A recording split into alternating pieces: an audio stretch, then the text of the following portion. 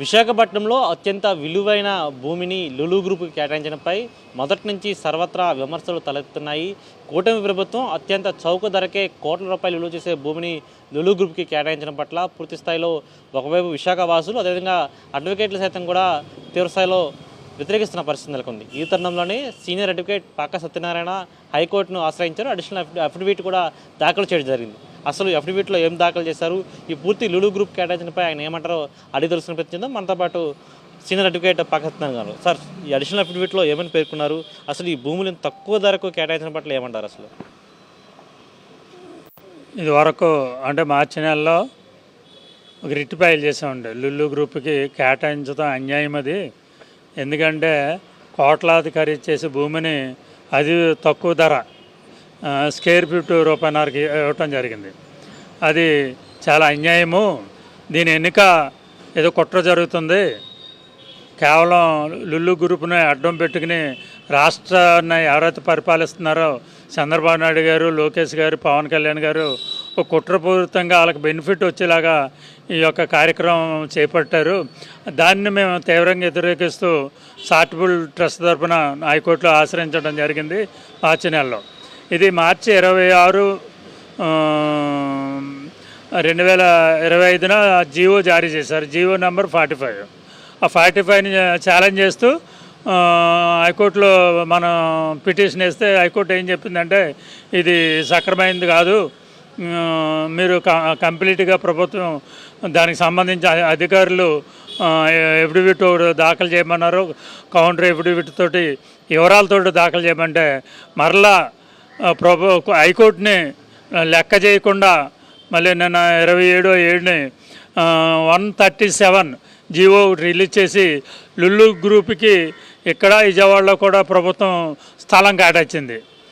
విజయవాడ ప్రభుత్వం స్థలం ఎవరిదంటే ఏపీఎస్ఆర్టీసీది. అది కోట్లాది రూపాయలు ఖరీదు చేసింది.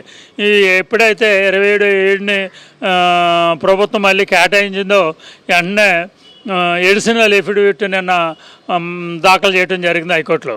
హైకోర్టు డైరెక్షన్ ఏంటంటే దీన్ని కంపల్సరీ మేము విచారణలో స్వీకరిస్తాం, అందువల్ల విజయవాడతో కూడా వేయండి అని ఒక డైరెక్షన్ ఇవ్వడం జరిగింది.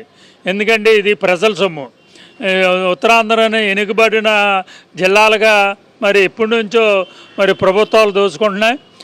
మరి గత ప్రభుత్వం శ్రీ జగన్మోహన్ రెడ్డి గారు ఉత్తరాంధ్రాన్ని ఒక రోల్ మోడల్గా తీర్చిదిద్దాలని ఇక్కడ రాజధాని పెట్టకి ట్రై చేసినప్పుడు, ఇండస్ట్రియల్ తీసుకురావడానికి ట్రై చేసినప్పుడు మరి ప్రభుత్వాలు అప్పుడున్న ప్రతిపక్షం చాలా గొగ్గోలు చేసి హైకోర్టుకు వెళ్ళి ఆపింది. ఇప్పుడు మీరు ఇంకా అతి తక్కువ ధరకి ఎలాగ ఇవ్వటం జరుగుతుంది? ఇది ఆల్రెడీ గత ప్రభుత్వం ఎవరికైతే లుల్లు గ్రూప్ వారు ఇవ్వటం జరిగిందో వారికి గత ప్రభుత్వం జీవోను కూడా రద్దు చేయటం జరిగింది.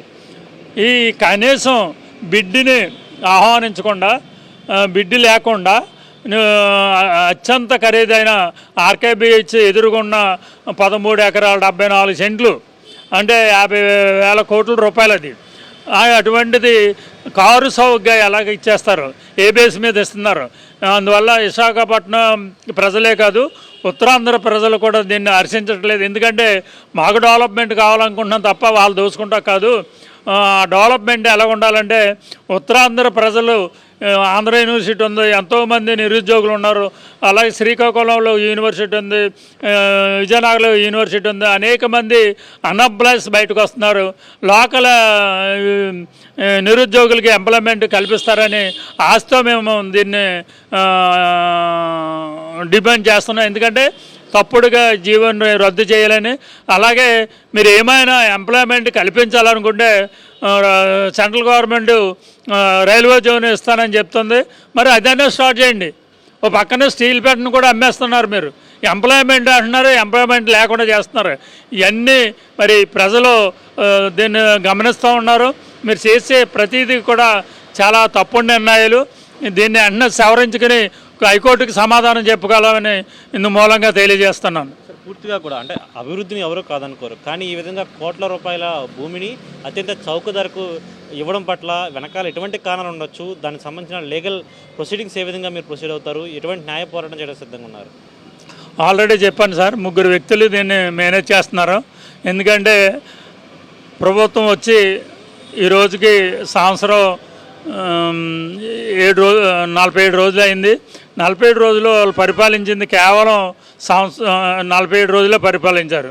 వాళ్ళకి కావాల్సిన డబ్బు అంతే. ఎన్నో హామీలు ఇచ్చారు. హామీలు అమలు చేయకుండా అమ్మ ఒడి కూడా ఎందుకు అమలు చేశారంటే శ్రీ జగన్మోహన్ రెడ్డి గారు పోరాటాలు చేస్తున్నారు కాబట్టి ఎక్కడ సర్టిఫికేట్ వస్తుంది ఇమీడియట్గా అది అమలు చేశారు. కనమ అయితే అమలు చేయలేరు. వీళ్ళు కేవలం డబ్బు కావాలి. డబ్బు కావాలంటే ఏదో ఇండస్ట్రీ తీసుకురావాలి. ఇండస్ట్రీ కూడా టీసీఎస్కి ఒకటి 99 పైసలు కూడా కేటాయించారు. అది కూడా రాంగే. మీరు ఎన్ని కోట్లు నొక్కుతున్నారు ఈ కంపెనీ పేరు చెప్పి. దీనిలో కంపల్సరీ అవినీతి జరుగుతుంది. దీన్ని సిబిఐ ఎంక్వైరీని కూడా వేయమని డిమాండ్ చేస్తాం. అలాగే న్యాయ పోరాటం కూడా చేస్తామని ఇందు మూలంగా చెప్తాను.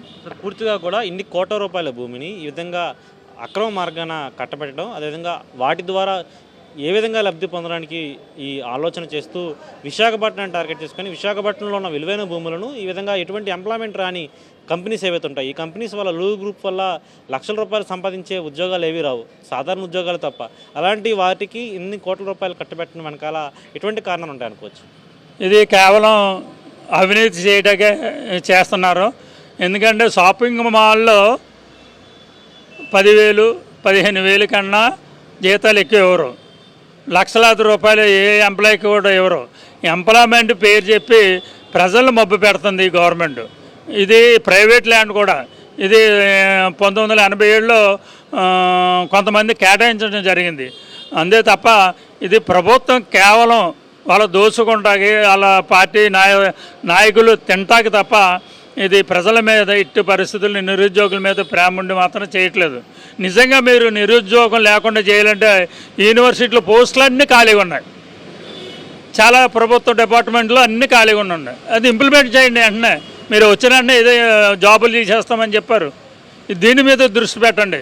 లుల్లు గ్రూప్ వల్ల నిరుద్యోగులు కానీ విశాఖపట్నం ప్రజలకు కానీ ఉత్తరాంధ్ర ప్రజలకు కానీ ఎటువంటి ఉపయోగం లేదని ఇందు మూలంగా తెలియజేస్తున్నాను సార్.